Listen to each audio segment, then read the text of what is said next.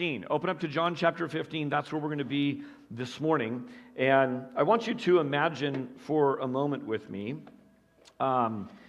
if you were packing for Hume Lake summer camp and getting onto a bus and heading out to camp, saying goodbye to mom and dad.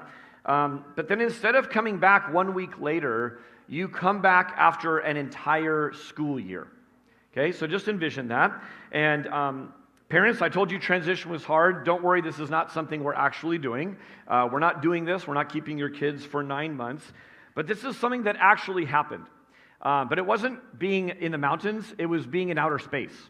There were two astronauts, Butch Wilmore and Sunita Williams, who went to the International Space Station, and they thought they were going to be there for about a week-long mission, and they ended up being there for 9 months. So imagine just packing for a week and being there all this time. Here's an amazing thing about being stuck at the International Space Station that I learned. They got to witness 16 sunrises and sunsets every single day. You know how that's possible? They are flying around the earth at 17,500 miles per hour. So they are just doing this for 9 months. Now, I bring that out because of this. Living out in space would sound pretty cool, but if you're expecting to go for a short period of time and you end up being out there for all that time, all of a sudden it'd be pretty scary, wouldn't it? It'd feel a little bit more like a prison than some cool mission that you're on. And I bet that they had a lot of time to think about Earth. I mean, after all, they're going around the planet all this time, but they can't get back there. And I bet when they daydream about what they miss about Earth, or what they want to get home to, I bet you anything, it's not that they want to get home necessarily to their address, but to all that home represents. So think about this. Every one of us lives somewhere. We were at Disneyland a few years ago, and there's this like Crush show, like where Crush the turtle is there, and it's really funny, it's really well done. And I think he asked like Eli got to participate, of course, in this thing, and Crush is talking with Eli, and he goes, "Where do you live?" And Eli starts in with 3955, and he's giving the address, and Crush goes, "Okay," and he like stops it so that the information doesn't get out there. So we all have a literal address that we will leave church at some point and make our way back home to. But think about this for a second. We can live in one place and dwell in another. So in other words, we have a physical address, but there's other things that sort of come with that. It's where our thoughts and emotions are. We've said this kind of thing in our language. Don't dwell on your problems. Have you heard that? How about someone who says, "Man, this girl is such a daydreamer. She's always somewhere else." What does that mean? It means that physically she's right here, but you can tell by the look in her eye or just by what comes out of her mouth that she's dreaming about, she's dwelling on something different than where she physically is. This is proof of the inner world in all of us. Touch your fingers to your hand for a second. We are more than just material. There's this amazing ability that we have to live somewhere and yet be alive somewhere. And it's usually not the same thing. Again, we don't just say that our everything about home is this physical address. Here's an example. I think a lot about work. My work is here at church. But when I say I think a lot about work, I don't think about 1302 Branham Lane. I think about you. I think about people. I think about hopes and dreams. I think about problems that are going on. I think about solutions and those kinds of things. I'm not thinking specifically about this place. I bet you dwell on things as well. If you're new with us or if you have forgotten, it's first Sunday of the month. So first Sunday of the month around here, we always keep the kiddos in here with us for the entire service. And some of the kids who used to be here once a month are now in middle school. So you guys get to sort of begin to practice. I love seeing my daughter out there with her notes and pen out. You guys get to begin to learn what it is to be in big church every single Sunday. We're in this series called Learning to Trust. And I love some of the lyrics that we just sang. it's indicating that this is a growth process. Like, help me to trust that when you speak a word, I actually believe it. We sang some of those messages this morning. And today specifically, we're learning to trust the process. Learning to trust the process. Walking with Jesus is trusting a process, not just a path. If you're going to write anything down today, write this down. It's the tiniest thing in your notes. It's right at the very top. I had to scrunch it in there. Walking with Jesus is trusting a process, not just a path. What do I mean by that? Well, the path may be the commands of Jesus. Whoever claims to live in Jesus must walk as Jesus did. So there is an actual path to walk on. But being a Christian, being a disciple of Jesus, is not just following the signs and walking on the path. It's not just following commands. There are commands for our good. Hey, don't jump off that cliff. Okay, walk on this path. Okay. So there are commands to follow, but it's more than that. We aren't just following signs and laws, we're following a person. And the person of Jesus Christ has not just left us a path to follow, but a process. Here's what I mean by that. Jesus has a way of doing things. Jesus has a way of life that isn't captured just in his commands, is it? And Jesus has a pace to life that we are being discipled in. It's not just about getting the do's and don'ts in line. That's really important. But it's about all these other things. What was Jesus' life really like? How do I tap into that? What's the pace of Jesus' life? We're told to keep in step with the Spirit. Are we walking at the Spirit's pace, or are we lagging behind? Are we keeping in step with the Spirit, or are we running way ahead? Are we keeping in step with the Spirit, or are we just running away from God? There's all kinds of things that we need to be paying attention to. So learning to trust, this series, Jesus is getting his guys ready for his departure. He's about to leave them physically, and he is in the upper room, and he's getting these guys ready for that. Abide is our word of the day, okay? Abide. And in your notes today, we're going to walk through three things of what abide is not and what it is. And we're going to kind of lay it out that way from John chapter 15. So if you're taking notes, write this down. Abiding is not optional, it is essential. So some things in life are optional, some things aren't. Some of you have a coffee mug or a shirt or something that says coffee is life. If you're from the South, evidently, like NASCAR is a huge thing, and people might say, NASCAR is life, or, have a shirt or something like that. It isn't. Coffee is not life. NASCAR is not life. 100 things that we say are essential are not really essential. Does anyone know how long you can go without food? How long can you survive without food? What do you got, JD? Very good. How about, keep it going. How about without water? 3 days. That's exactly what I have. Keep going. How about without oxygen? Huh? How long? Close. 4 to 6 is what I have. Give it up for JD. Man, survival expert. If nothing else, he will tell you, you're about to die. We're hitting the 3-week mark. So that was pretty good. So death measured in days or weeks or minutes, those are essential, right? Those are things you go, no, that's essential. A lot of other things become very, very optional when you're in this sort of survival situation. So Jesus is cluing his disciples in on how to obtain, how to live the abundant life. Remember Jesus promised that? That's what he promised. I promised to give you life, abundant. And here's how to do it. That's what he's talking about this morning.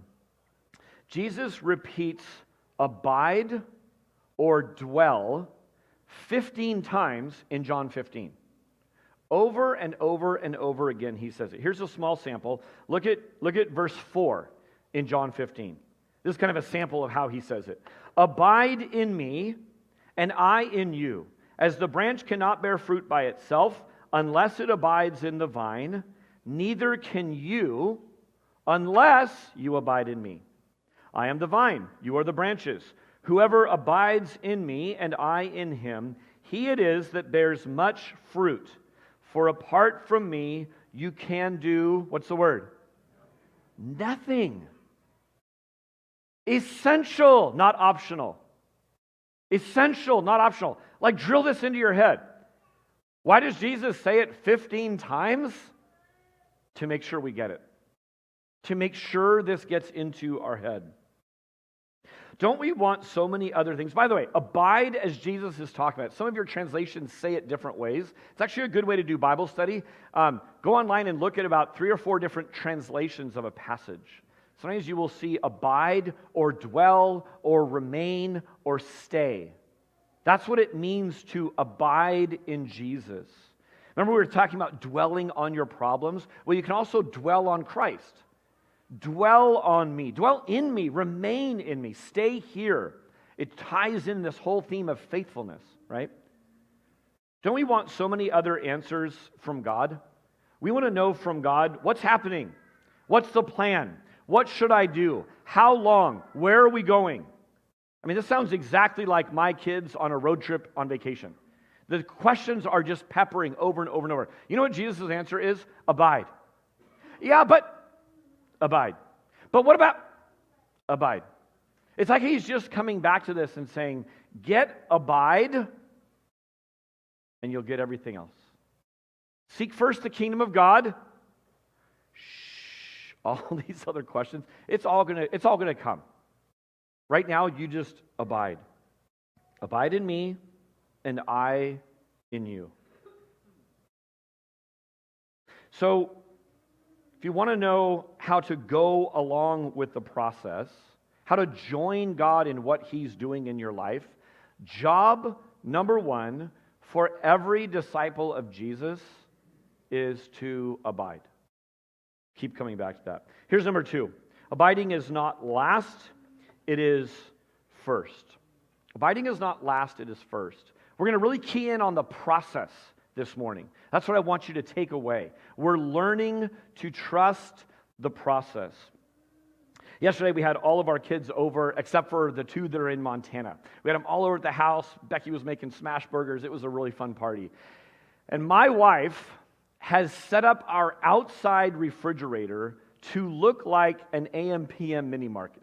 It has like all these fun drinks. We're like a water family. You drink water, coffee, tea, maybe some milk here and there. But like we're a total water family. And right now we have like drinks of every kind in our backyard refrigerator. And then some other treats over here. And then you slide open the freezer and there was just all manner of desserts and snacks and frozen treats and whatnot. Well, the kids come over and our oldest son, Curran, who lives in Monterey, and our oldest daughter, Briley, were there.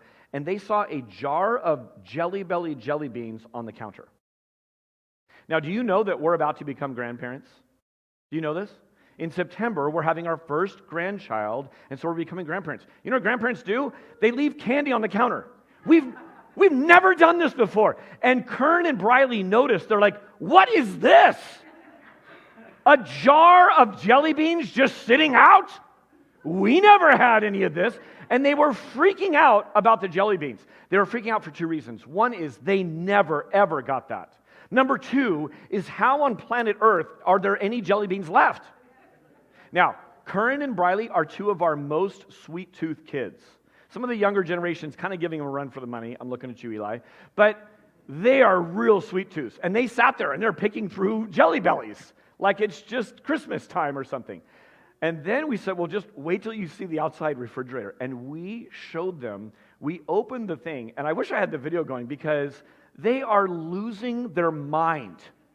What?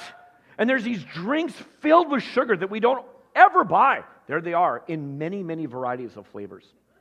They're absolutely losing their mind. They just said, man, this was never here. And so we just told them, we said, man, it's like they lived through the Depression with us or something. And now it's just good times. So it was actually good for our younger 5 who were there to see how good that they have it.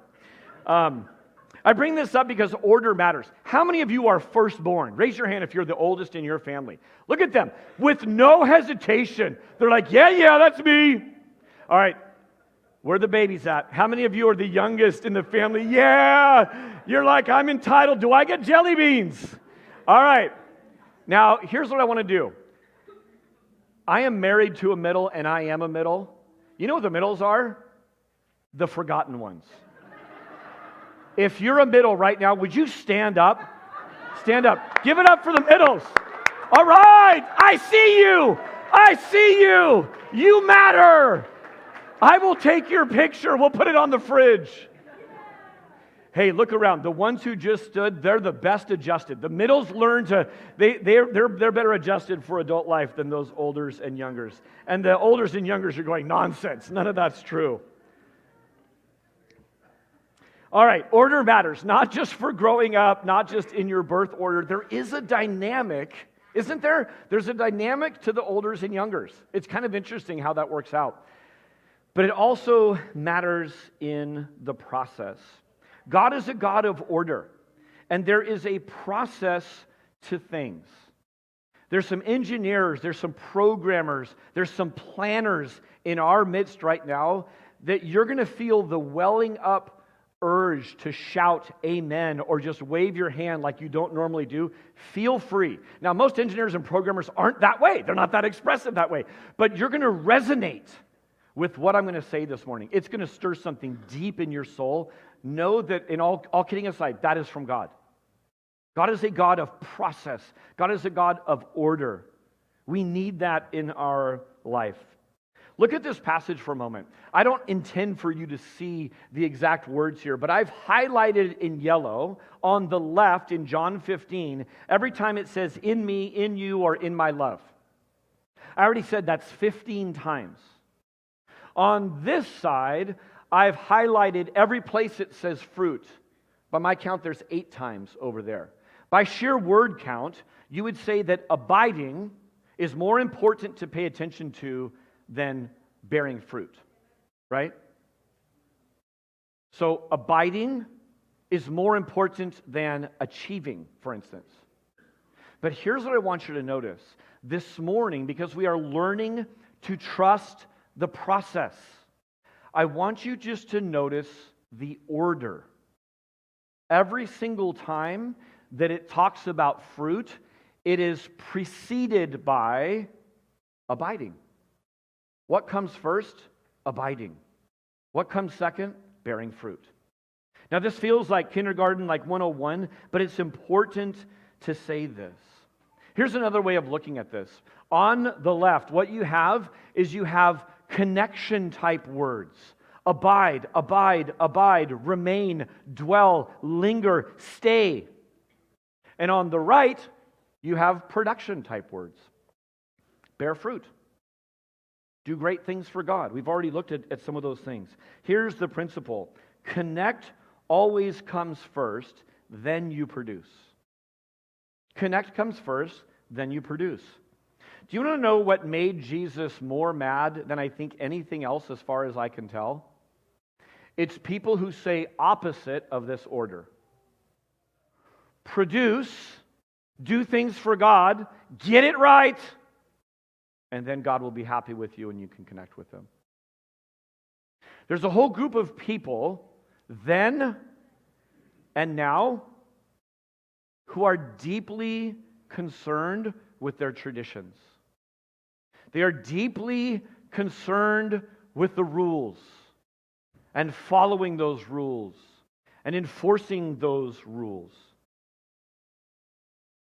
And religion and rule keeping get this exactly wrong. And if you get this order wrong, you're actually heading somewhere different than where Jesus is leading you. A person who's simply concerned with rules and religion would say produce so that you can connect with God. Then after that, produce some more. And after that, produce some more. And then produce some more. And then produce, do. And the connecting and the abiding is left behind in the process. Can I just tell you that I've been a pastor for a long time now, I think 29 years. I think this lie is still one of the biggest hang-ups for all people across the board. If you were raised in certain traditions, like the Roman Catholic tradition really struggles to release the doing and just walk in grace, walk in this connection, abide kind of thing. But it's not reserved for any religious tradition you may have been raised in. This is a lie that the enemy wants you to believe. You cannot abide in the way that you are, in the state that you are. You are not producing. You're not being the way God wants you, and so you can't connect with God. It's a way of keeping us from connecting. And Jesus came after this with a double-barrel shotgun. He exposed this lie for what it is. Abiding, staying with Jesus, and trusting He is staying with me guards the gospel from getting mixed up. It guards the gospel from turning into something that it actually isn't. You never earn grace. The moment you earn it, it stops being grace. It becomes a paycheck. You do not earn grace. Remember last week that humility gives us access to our ongoing life with God? We were talking about learning to trust when we were in need. And so if you think yourself healthy, you won't seek a doctor. That's what Jesus said. If you think yourself safe, you'll never seek out a Savior. And if you think yourself capable, you certainly won't seek out help. Here's the big news. You cannot bear fruit apart from God. Period. You can't do it. Apart from me, you can do, what's the word? Nothing. That's a staggering reality that you ought to just wake up tomorrow morning and say, God, apart from you, apart from being connected with you, I can't do anything. It's all going to be nonsense. This is the process.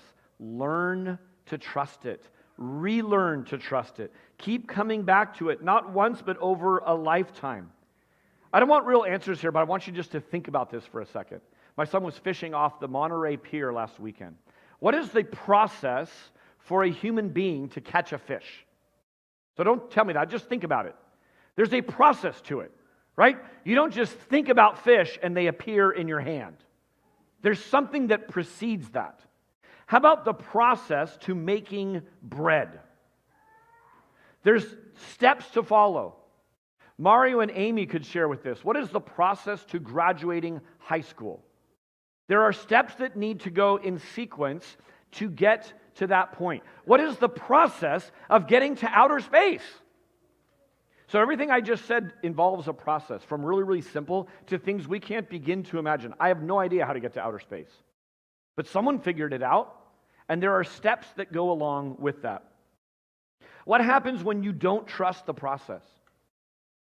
I don't know if there's an eject button on a rocket. I'd imagine no.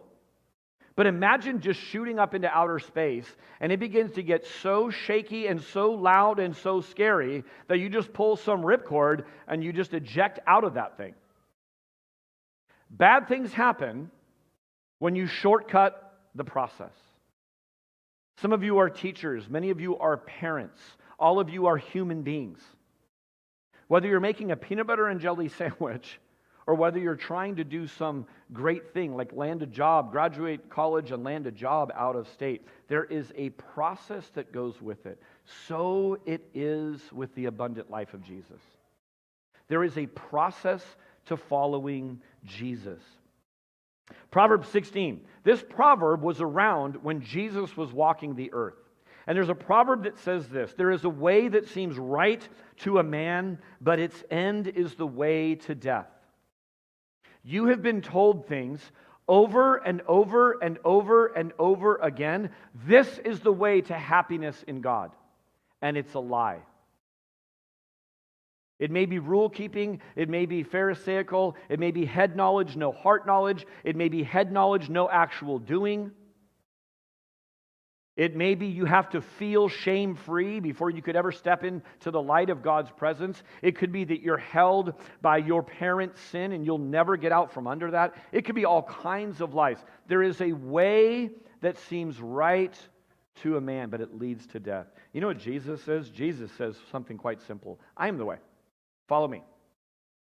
And when he says, I am the way, follow me, again, it is not just a path a way of life that if you do these things, you'll begin to experience the thing. You're following a person, and that person has a process. You know what part of the process is that many of you in this room hate?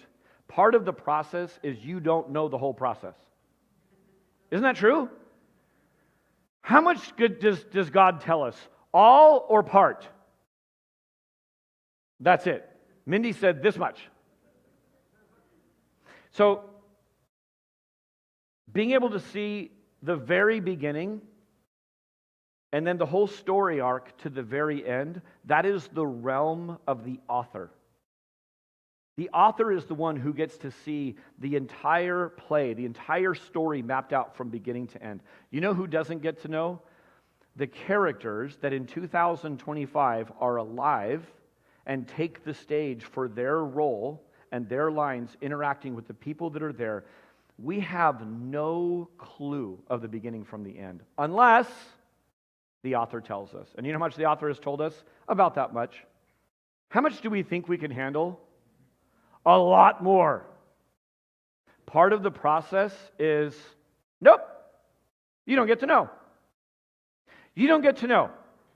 And just like our first parents, we think God holding out on us from some information somehow is for our evil and bad. We are believing the lie of the serpent in the garden, aren't we? Hey, God doesn't want you to know this stuff. We're just like kids on a road trip. We looked at this series a little while ago, last year sometime, called Orientation.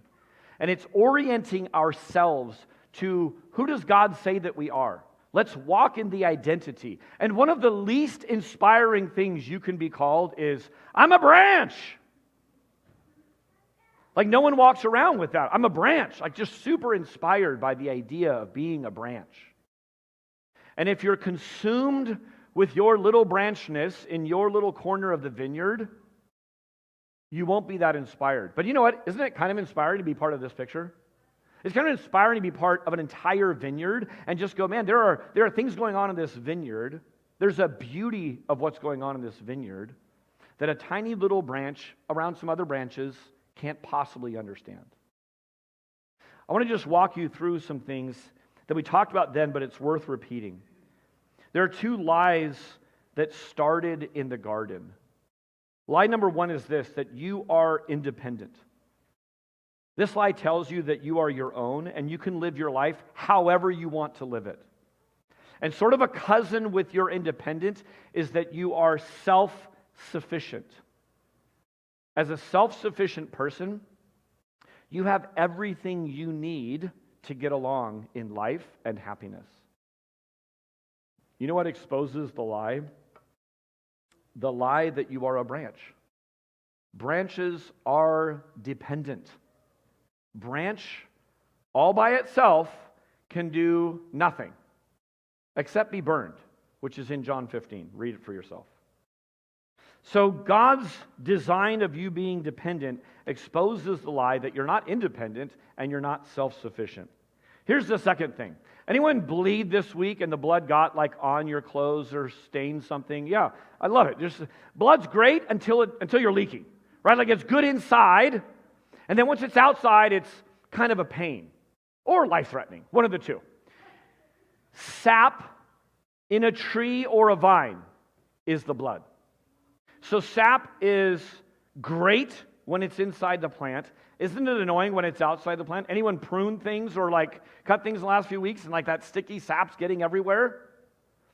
The magic of your body is in the blood. The magic of a vine being connected to a branch is in the sap. Here's the point of that.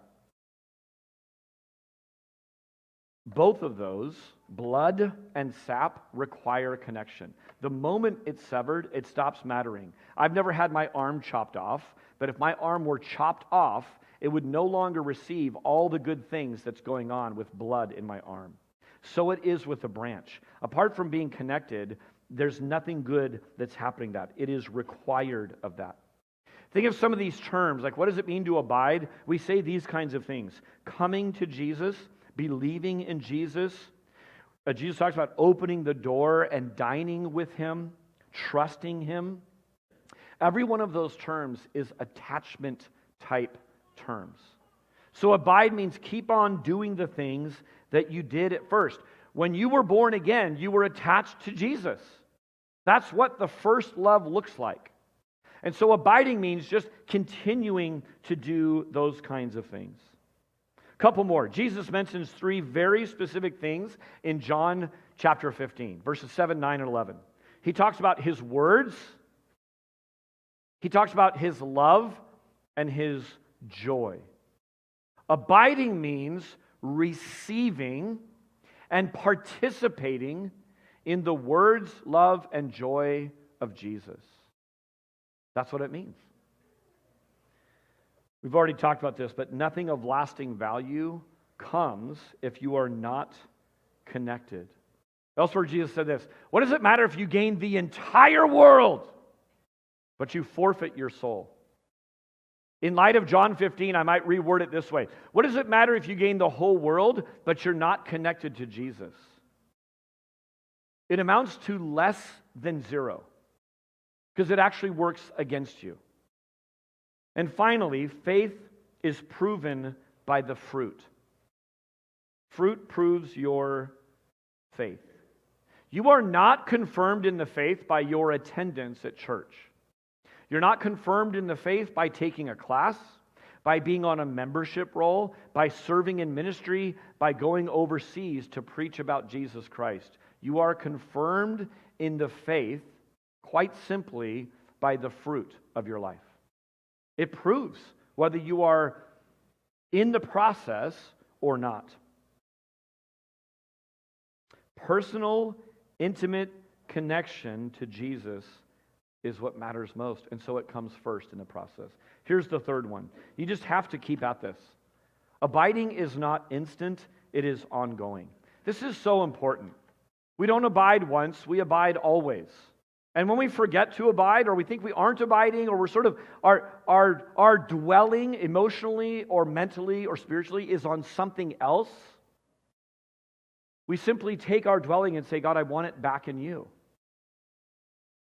I don't want to drift from you. I don't want to go my own way. I would say with this C.1, abiding is essential. That means, of course, it is ongoing. You can't stay with Jesus as sort of a one-time effort any more than you could take as much air into your lungs as you possibly could because you don't feel like breathing for the rest of the day. Nonsense. It's ongoing. You know how some people treat church? This is crazy. They feed spiritually at church every week, and they think they have enough food spiritually to carry them for the rest of the week.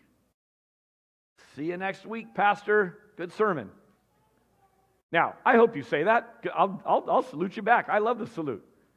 But if you think that what's happening in here on a Sunday morning is sort of like, I'm going to eat all that I need for the week, I can guarantee you, you are going to come back next Sunday anemic and sickly and exhausted spiritually.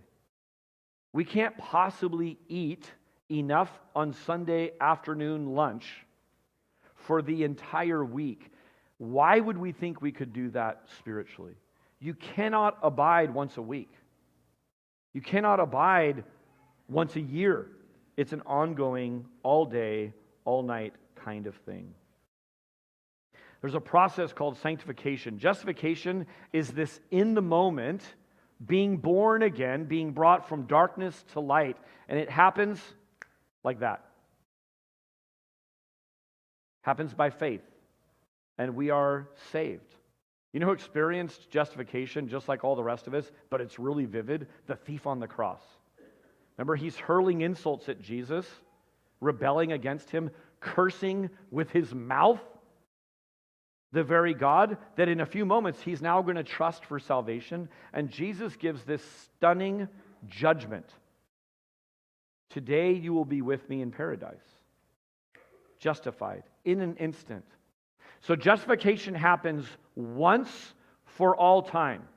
Declared right by God. If you haven't thanked God for that yet today, thank Him for that.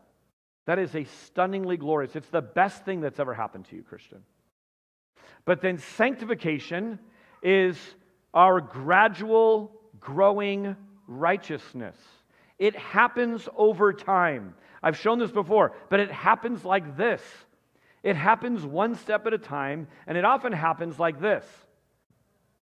And then it happens like this, and we're growing in God, and then sometimes it happens like this.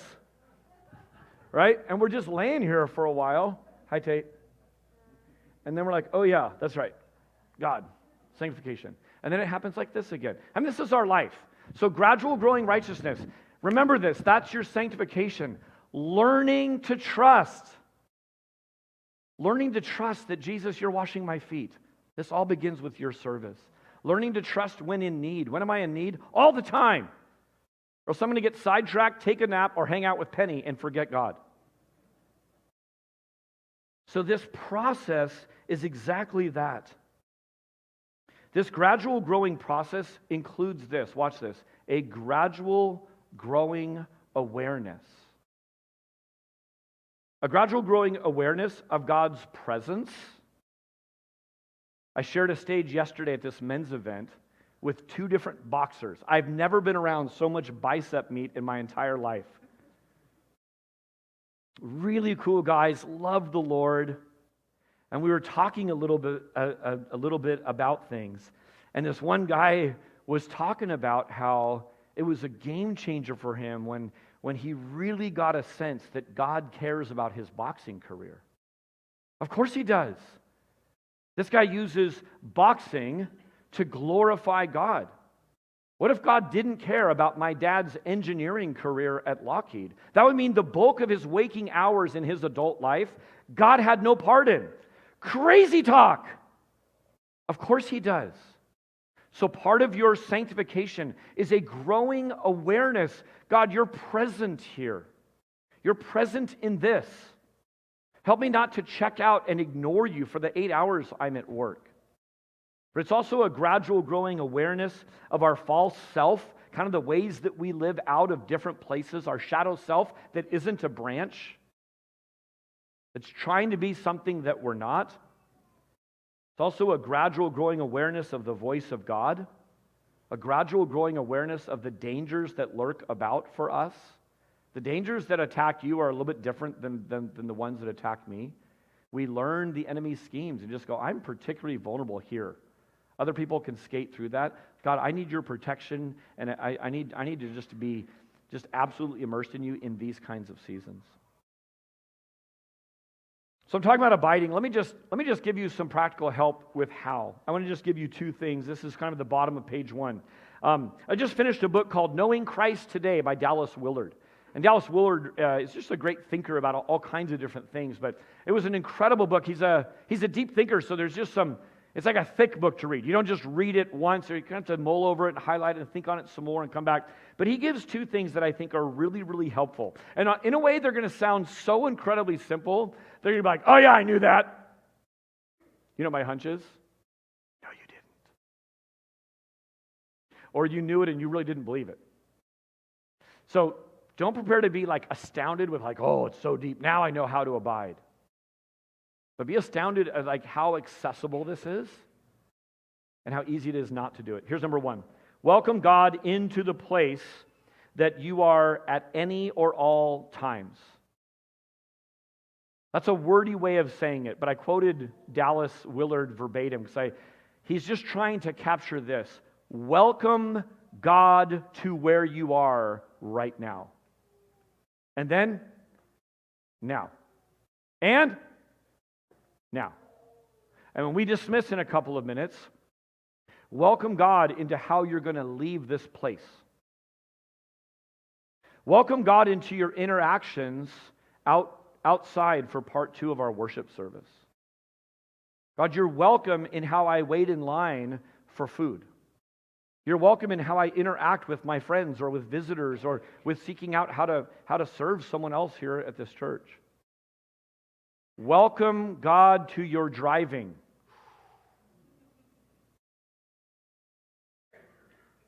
So just welcome God now, here and now. Always. You want to know what step 2 is? Step 2 is do what pleases God on every occasion.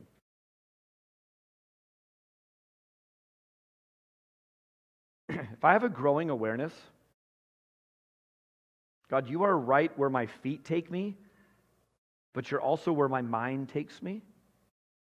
So if I'm sitting in church and my mind is daydreaming about wicked things, you're there with me in my mind as much as with me in my body. If I'm in some wicked place, some of you live and serve and work around neighbors, co-workers, classmates that are just foul-mouthed. They are rebelling against God. They're like the thief on the cross, cursing God with their mouth, cursing you because you wear the name of Jesus. Do you know that God can be welcome in that place physically, but also mentally, wherever you go with your mind? Like, God, thank you that you love these people. It's a stunning picture of your grace. The fact that you don't just snuff all of us out when we curse you, man, that's your patience at work. So welcome God to where you are, and then just do what pleases Him on every occasion.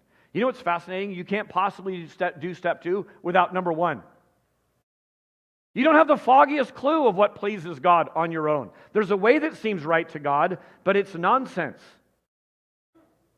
So step 1 is required for doing step 2. When you are trying to do the right thing, don't raise your hand, but some of you, I know this week you're like, I want to do the right thing. I don't know what it is. I just don't know the right thing. If you've ever tried to do the right thing in any given moment, it drives you back to number 1. Didn't you welcome God to that moment? Help! God, show me what's the right thing to do here. My friend is talking. Is this leading into gossip? Am I enabling this person, Sid, by being a patient listener right now? Do you want me to speak words of correction, or do you want me to receive this person with patience? I hope you're engaging in this, because that means you're engaging in the real world with people. God, I'm starting not to love these people. I'll tell you my prayer yesterday. My prayer yesterday for these men, for weeks on end. God, give me a supernatural love for the men that will be at this men's conference. Just give me a love for them. I don't know most of them. But help me to love them really well. And then you know what else? All the fruit that may come from it, I release any need for any knowledge of what comes from yesterday. At all. I don't know most of it. I don't know how it's landing on the guys. I'm going to speak forth your word in power and in truth and in authenticity. And then I'm just going to let it go. And I have. Super fun time. I don't even need to know. I won't know about most of the fruit that comes on almost everything that I do. So the with God grounds the do God. And if you start doing the do God stuff without the with God, you become a Pharisee. The very ones Jesus seemed to be most mad at. Follow? So welcome God to wherever you are. Do what pleases Him. All right. Here's the conclusion. We're ending every single series, or every single sermon in this series, with some really practical things. I hope you are compiling these. Angie's working on getting a half sheet that will have all the mindsets, all the practices, and all the verses to internalize all on one page for this series. So I hope that's something you just tuck in a journal, tuck in a Bible, put on your fridge somewhere. Here's the mindset to adopt with this one. Welcome God into the here and now at all times. Just welcome God this week. Really get that into your mind. When I'm fretting and worrying and wondering and all this stuff, I go, oh yeah, God, I'm not welcoming you into this. You aren't welcome in this pattern that I'm in. Let me take a step back. This means that walking, eating, traveling, working, playing, resting, welcome God into all of it. This will take getting used to. In fact, I think it will take getting used to for a lifetime. I think I'm way, way, way more in tune with this now than I was 5 or 10 years ago. And I pray to God in 10 years, I will just go, God, I left you out of so much of my day. Thank you for being patient with me. That's the learning to trust part of it. All right, here's the practice to practice. Notice where you dwell. Remember I said you could be in one place like outer space and your mind is dwelling on home? Where do you dwell? Maybe this is an end of the day little journal entry if you are a writer. You just think through your day and go, where was I in the morning? Where did I really dwell? It's pretty fascinating. Teachers know this. Students can be physically there but not present. You know who else knows that? Pastors. I know that you could be here, you're like, Pastor, I'm trying to stick with it, but my mind is on what's happening this afternoon. I'm nervous about a conversation tomorrow morning at work. So where do you dwell? Emotionally and spiritually, where is that? We prayed this in Pastor's prayer this week. This has stayed with me all week. Psalm 2:12, blessed are those who take refuge in Him. Oh man, God, you're my fort. You're just like, whether it's a stormy day or a sunny day, I'm just going to keep coming back and taking refuge in you. The amazing thing is that we are the temple of the Holy Spirit. We don't have to go anywhere. If you want to come to 1302 Branham Lane, go for it. Like, you can come here. But you can just do that wherever. Blessed are those who take refuge in Him. Man, that's a good verse. Here's the Bible verse, not just to memorize, but to internalize. It's in your notes. John 14:23, Jesus answered him, if anyone loves me, he will keep my word, and my Father will love him, and we will come and make our home with him. I think one of the most staggering verses in the entire Bible to me. We will come and make our home in you, Christian. That's it. Let me invite the band to come on up. We're going to close with a shortened version of our last song. But I want you just to close your eyes, if you would, just for a moment. I appreciated what the team did with just sort of this abiding intimacy set, kind of a medley of some different songs. There's so many great lyrics through the centuries, modern stuff, old stuff. Whatever floats your boat, put some worship music on sometime this week.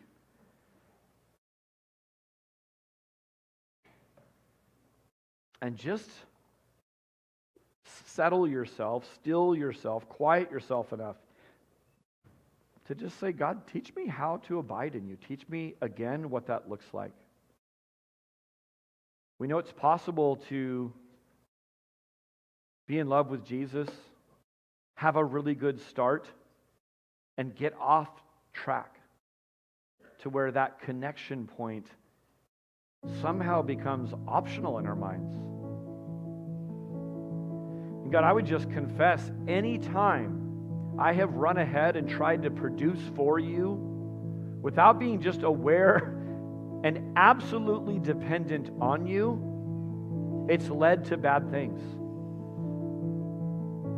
So God, as a church, as married couples, as family units, as young adults anticipating life with you, God, we have nothing going for us if we aren't connected to you, if we aren't abiding, remaining. Jesus, we celebrate that you're our leader. You went first.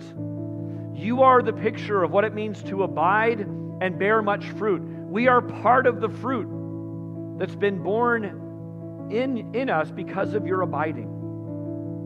So we trust that. We trust that you remain with us. We commit afresh today. We will abide. We will dwell. We will remain with you. In Jesus' powerful name we pray.